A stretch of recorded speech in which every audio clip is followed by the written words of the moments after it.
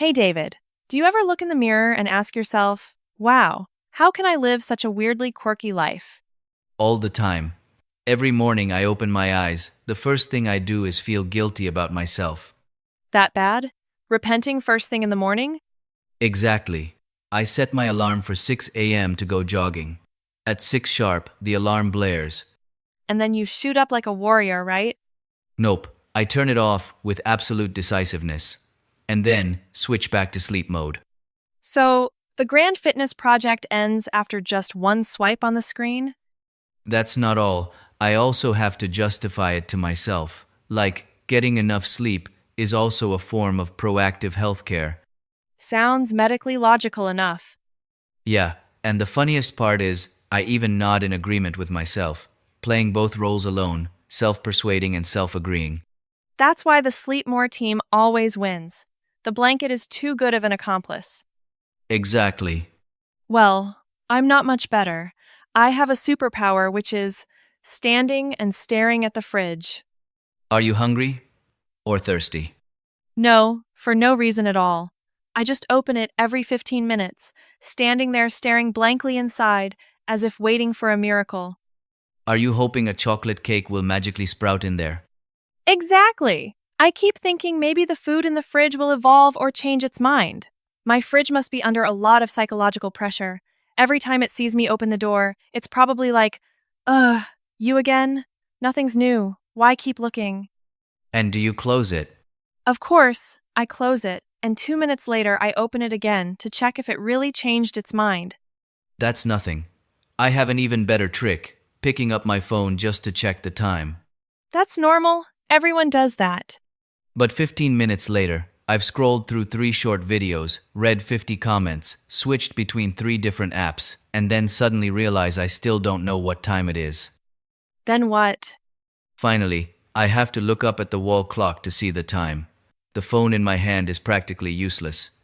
Our brains at that moment are like a browser with 50 tabs open, and every tab is blasting loud music, but you don't know where to turn it off.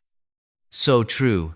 And to top it off, there's that pre-bedtime habit. Just one more video, then I'll sleep. And that one more lasts for about 2 hours, right?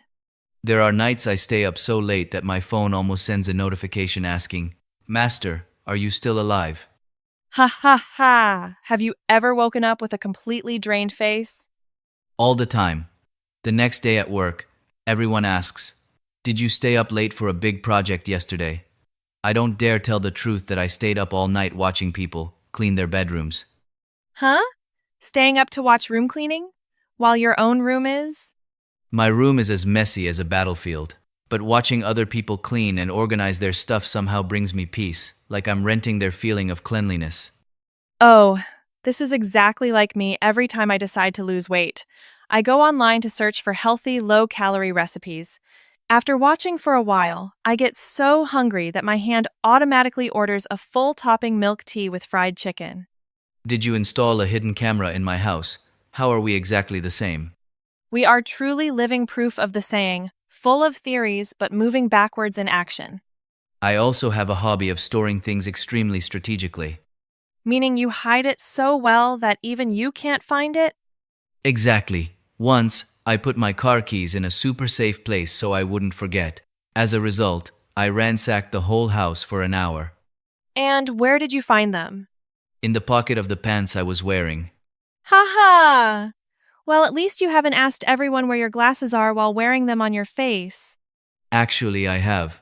I was wearing my glasses while asking around the house. Has anyone seen my glasses?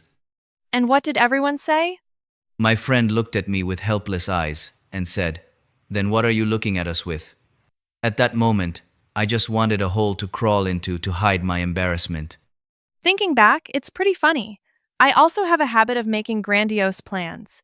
Writing in notebooks, using bullet points, and highlighting in all sorts of vibrant colors. And what percentage did you complete? I perfectly completed the step of writing the plan.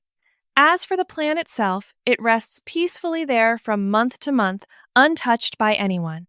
But thinking about it, isn't it these quirky habits that make life less boring? True, no one is perfect. Occasionally exposing ourselves and having a good laugh is also a great way to relieve pressure. Yeah, laugh it off, and then slowly fix it. But for now, For now, what? Don't tell me you're planning to set a 6 a.m. alarm again? no, I'm thinking about the cake in your fridge. Who knows, maybe it has actually appeared by now. Stop dreaming, man. If you want to eat, get on your bike and go buy it yourself. You're too harsh. But, you're right. Go buy the cake. The truth might be bitter, but the cake is definitely sweet. Do you agree with me on one thing? The most embarrassing things in the world always happen right when we're at our most confident, slicking our hair back and acting all cool. Spot on! The universe always picks the exact moment we're most proud to crush that arrogance. The other day, I walked into a coffee shop. Seeing someone walking behind me, I acted like a gentleman and held the door, flashing an extremely polite smile. Sounds very gallant, instant brownie points. The problem was that the person was standing a whole 10 meters away from me. Good lord! Holding the door for someone 10 meters away? How are they supposed to walk? So they started, awkwardly jogging towards me. They were running and looking embarrassed, while I stood there holding the door until my arm ached, my face stiff as a wax figure. It felt like we were forcing each other to act in an incredibly awkward, silent play. And when they finally got there? We both said, sorry, in unison. They apologized for making me wait, and I apologized for being overly polite and forcing them to run. So embarrassing. I have an even more classic embarrassing moment. The other day on the street, I saw a familiar silhouette, so I waved my hand and grinned enthusiastically. Did they wave back? Not at all. They looked right through me with soulless eyes. That's when I realized they were greeting the person standing right behind me. Oh, game over. I bet you just wished for a hole to jump into right away. How did you handle it? With my hand raised high like that, I immediately transitioned to slicking back my hair, then scratching my head, and then pretending to stretch for a workout. Did it look natural? Very natural as a fish climbing a tree. I'm also the king of mistaking people from behind. Seeing a familiar back, I rushed over and patted their shoulder very affectionately. Hey buddy, where you heading? And they turned around? A completely unfamiliar face, glaring at me with daggers in their eyes. How did you do damage control then? I stammered. I'm sorry, you look exactly like an acquaintance of mine. But he looked at me like, do I have such an unlucky face that I look like your acquaintance? Haha, mortifying. That's not all. The peak was the time I confidently walked straight into a meeting room, smiled and greeted everyone very professionally, pulled up a chair, and opened my notebook to take notes like I belonged there. Then what? About 2 minutes later, I realized I had the wrong room and the wrong company entirely. Oh my god. And they just let you sit there? They probably thought I was an important partner or an invited expert. That was until the person leading the meeting asked, what department are you from? How did you answer? I softly said, I think I'm from the wrong room department. Then I hugged my notebook and shamefully walked out. As soon as I closed the door, I heard an uproar of laughter inside. Well, consider it bringing some joyful vibes to their meeting. Speaking of embarrassing moments, my biggest fear is sending texts to the wrong person. Once I texted my best friend to vent. Oh my god, I met this woman today who talks so much it's terrifying, gave me a massive headache. Don't tell me you accidentally sent it to her. I did. After I hit send, I looked at the recipient's name and my heart literally stopped. My blood froze. And how did she respond? She texted back, "Good thing I tried to speak less than usual today." Oh God, that's an absolutely disastrous outcome. Ever since then, every time I send a text, I have to read the recipient's name 3 times before I dare press send. I'm even more careful. I read it 5 times. Because I once sent a photo of a shopping receipt with the caption, "Mom, please transfer me some money straight into my company's work group chat." Ha ha ha. Did any colleagues come to your rescue? My boss even reacted with a heart and asked, "Do you need the company to give you an advance on your salary?" I almost passed out from embarrassment. Have you ever been walking down the street, suddenly remembered an old story, and laughed to yourself? Of course, people looked at me like I was some alien creature. They automatically steered clear of me. I don't understand why our brains have such strange hobbies. Right when we're about to sleep, it starts broadcasting documentaries of our most embarrassing past moments. Right. Just as I close my eyes and drift off, my brain suddenly reminds me, hey, remember that time you mispronounced an English word in front of the whole class in high school? And boom, wide awake, lying there agonizing over it. The other day, I was walking on the sidewalk and stepped on a slippery patch of moss. Did you wipe out right there? I didn't fall, but to keep my balance, I waved my arms, kicked my legs, and twisted like a ballet dancer for 10 solid seconds in the middle of the street. Keeping your balance is impressive enough. The tragic part is that two young people walking in the opposite direction stopped and cheered enthusiastically, which hurt the most. I didn't know whether to bow in gratitude or jump into a river to disappear. Come to think of it, those are the moments you just want to forget instantly. But looking back a few years later, they turn into the funniest stories to tell over coffee with friends, don't they? Exactly. If life just passed by flawlessly, we wouldn't have any stories to tell. So if today you happen to do something silly, Just rest assured, in a few months, it will turn into a hearty laugh. hey David, take a sip of water and let me ask you this. Do you think many familiar words in modern life should be redefined by us? For example, what word? The word mature. What does being mature mean to you? To me, maturity is when you open the fridge, see nothing but a plate of wilted boiled vegetables, and happily eat them instead of ordering takeout. Wow. Since when did you switch to such a healthy lifestyle? I didn't. It's just that looking at my bank balance made me realize I can't afford to be wasteful anymore, buddy. Ha ha! That definition is so practical it hurts. As for me, maturity isn't when you know all the answers, but when you know exactly which questions you shouldn't answer. Wow, that's profound. What about the word patience? Patience is when the internet lags, and you just sit quietly and wait instead of hitting the F5 button 50 times in a row. Oh, are you taking a jab at me? I always believe that the 51st press will create a miracle and make the internet faster. I don't see any miracles. I only see the F5 button about to fly off the keyboard. What about savings? What's your definition? Savings? It's not buying things you don't need, but I know your definition is definitely the opposite.